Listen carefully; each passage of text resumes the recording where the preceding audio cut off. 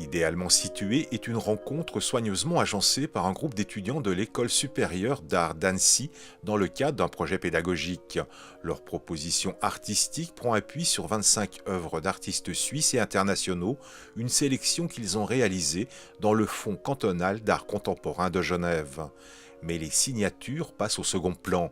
Les œuvres et les objets d'art présentés dialoguent entre eux, des échanges visuels soutenus par les propositions des étudiants. On est dans une exposition parce qu'ils ont joué à 15 le rôle d'un curateur, hein, comme on l'appelle dans le champ de l'art contemporain.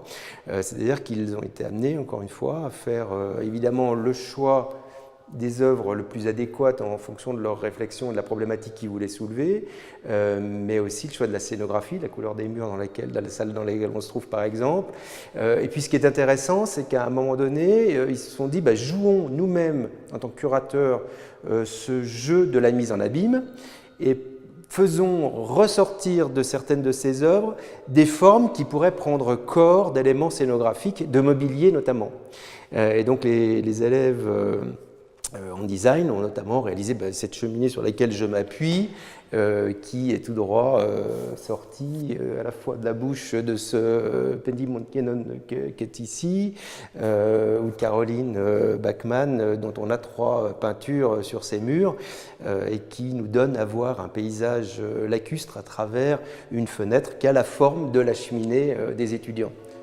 Au jeu de la mise en abîme, idéalement situé, invite le visiteur à se projeter dans des univers imaginaires, autant de portes qu'ils doivent pousser pour construire une intrigue ou simplement réfléchir à un ailleurs poétique. C'est aussi une collaboration, un échange, un dialogue entre les élèves et les enseignants. Les éléments de scénographie conçus par les étudiants en art et design sont leurs gestes artistiques.